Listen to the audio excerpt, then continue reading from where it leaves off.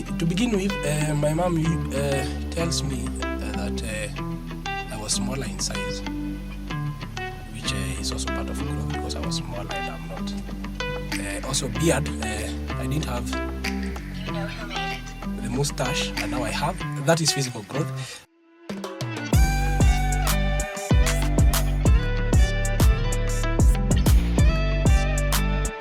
My name is Moses Kariuki, a Christian by faith, a man, biologically male, and I was, or rather I am still a student at SPU, pursuing Bachelor of Arts in Communication, Major Mass Comm, minor PR, until 7th of November, when I'll cease being a student of this great institution.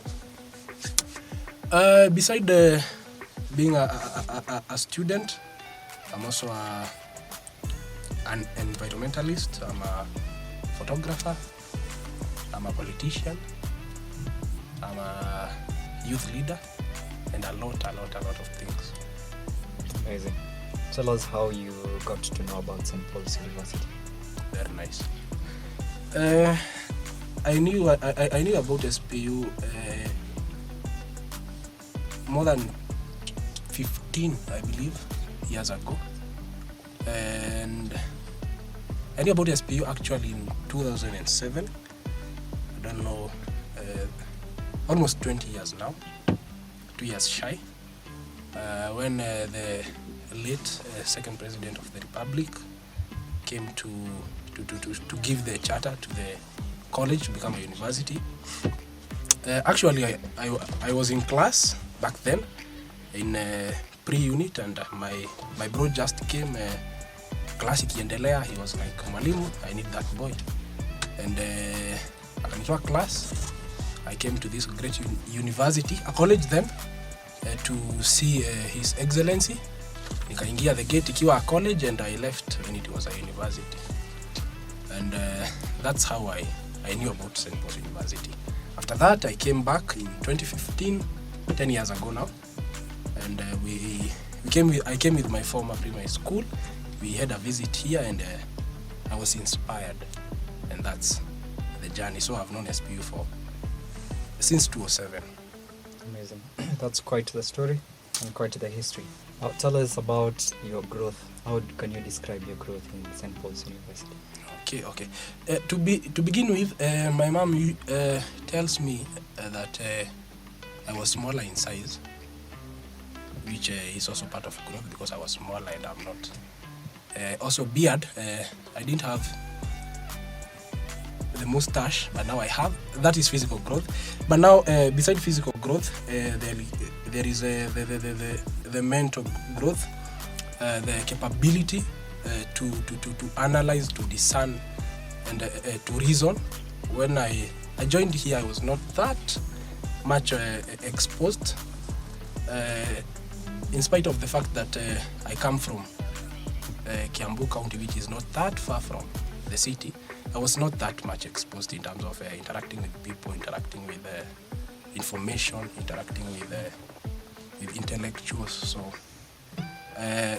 most of the things that I know now in my life, maybe 50 or 40% roughly, I learned here in St. Paul's University. In terms of interacting with people, addressing people, presenting myself to people, most of that knowledge I learned here in St. Paul's University. I'm pretty sure you experienced some challenges as you went through St. Paul's University. Kindly share like one or two, and then tell us what kept you going during those challenging moments. During my early days here in university, I had issues with adapting to a new system because fortunately, or maybe unfortunately, I came from a village high school which didn't have the numbers as compared to other high schools. We were 13 candidates, and I keep telling people this, we were 13. So coming from a school mahali mko wanafunzi 13, obvious I knew all of them by their 3 names, their grandmothers, their grandfathers, their neighbors, their enemies. So I didn't have the skills to cope to a new system, a new environment where you are finding people from all over the globe, and you are supposed to blend with them and study with them and interact with them peacefully. So that was sort of an issue, but with the staff, student, and the system in the university, they helped me adapt with time. Awesome. Let's talk about your academic experience in St. Paul's University. Which was your favorite course, and maybe did you have like a favorite lecturer? I had a few, and I had a few also tutors who did their work very well, and they include the likes of Mr. Moses Kariuki, Mr. Moreithi Karugu. There is Madam Evelyn Wekesa. By the way, Madam Evelyn Wekesa was one of the best in terms of how she interacts with the students, how she makes you feel as a student, and how she explains concepts to students. She's one of, in fact, she teaches in a motherly manner, so that everything that she says, maybe film in the field of film or PR or mass comm, she explains it in a motherly way. So she's one of the best. Do you have like a class moment that really stood out in your memory? kuna huyu lecturer Toma, they call him Moses Kariuki. The unit was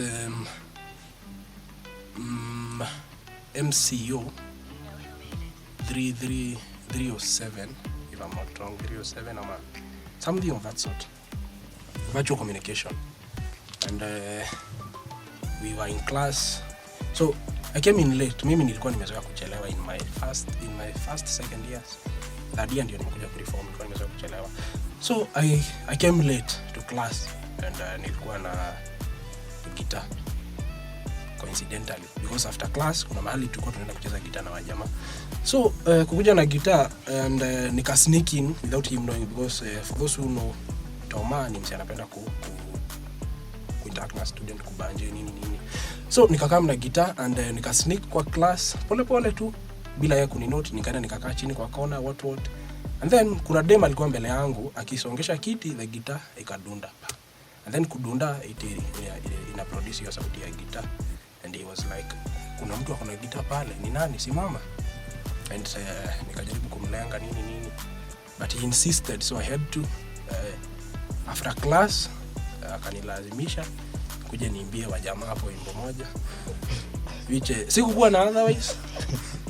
And tukachukua one of the students hapo, sababu as you can hear sauti yangu ni nyororo, lakini yeye tu anyoka pangoni. So tukatafuta mwenye yake ni angalau, and we sang, and that class was wow, by the way. Is one of the classes that I really enjoy. Right. Speaking of sauti nyororo and beyond the classroom, which experience in St. Paul's University really made you the person that you are today? Wow. Sasa kuna kitu nimegundua. Kuna Mungu wangu. Kuna a lot of experiences, yani, because now when I finished my second year, kunakuwa na long holiday hapo, and then you go to your third year. That long holiday means kwenda home. So I was in school, I was just chilling, coming to school, hata kama sina shughuli ya kufanya. I used to come, naingia offices, nikaanza kuparticipate, because my elder brother and anapenda ku-challenge people, so he challenged me and asked me, now because ushamaliza second year, you are going to your third year, apart from the degree, ni nini ingine utatoka nayo university apart from the degree? Because nilikuwa msee wa class, kejani. So akanisomea, wacha tu niseme alinisomea, niache kusema aliniadvise. Hakuniadvise, alinisomea. So he told me, apart from the degree, what else will you have? So I was challenged, and that whole semester I used it to know what happens between the class and the place where you sleep. from where you stay. So I joined drama, I joined sports, nimecheza tennis, I joined athletics. By the way, msinione hivi, I used to run, guys. Athletics, and I joined almost every club yenye kwa SPU. Mimi nilikuwa hata prison worship, nilikuwa nasimama. Mimi na Rusmahando tungea kwa hivi, nyinyi mungeamini. I joined hizo vitu zote. I joined literally everything, yani clubs zote za SPU. And through joining those clubs and interacting with different people, kuna club which I know has been mentioned, PRMC. Now through PRMC exposes people to levels that you cannot some way imagine, because through PRMC you tour schools, you tour organizations, churches, nini. And also the other clubs. By the way, I was chair of Scouts club. Tunasemanga Scouts we, and then tunajibu R. So I was chair of Scouts club. That is also one of the clubs zenye zinakuwa goated, kuna drama, kuna hizo stories zote. So back to PRMC. Through PRMC ilinisaidia kujenga my character. And now since I'm doing communication, and PRMC is a club under the corporate affairs department, and corporate affairs obviously falls under communication in a way or the other. So it also helped me academically, and through that process I had the opportunity to undertake to do my attachment at the corporate affairs department. And after my attachment, I've been serving as a volunteer at the department, and I learned a lot that I didn't know about my course. Handling equipment, doing production, everything that takes corporate communication and corporate affairs. So as for corporate affairs, direct ticket to heaven. In fact, where I'll be seated, and then Mordecai, they'll be seated after Mordecai. Amazing. You said you joined St. Paul's University when you were a tiny boy. Talk and advice to that tiny guy. Not that much tiny. Wewe nawe bwana msinidharau. Nilikuwa na ndevu na nilikuwa na dem. Now what maybe I'd advise that Kiki, that mini me in first year, I'd tell them that the worst thing that they can ever do in a campus setup is going from where you sleep to class where you sleep. That is the most dangerous cycle that can ever occur, or maybe you can ever indulge yourself in. Because if I knew what I know now when I was in second year, probably maybe I'd be in my second years of masters, and maybe I'd even be graduating with my masters today. Because there is a lot, particularly here in SPU, there is a lot that happens between the class and the kejani, ama where you sleep. Maybe I don't know if it's residence or kejani, depends with the setup and the size. But there is a lot that can help you. In fact, what happens between the class and the lecture hall and the kejani is the most important thing here in university. I know education is the pivotal business why, and it's the main business why you're here. But what happens in between is more than you can imagine. Amazing. What would you like to tell the continuing students? To all the continuing students, msome kwa bidii. And to all the continuing students, msome kwa bidii. Degree si karatasi, kupata hii karatasi, mnaita karatasi, is very hard. So guys, be focused.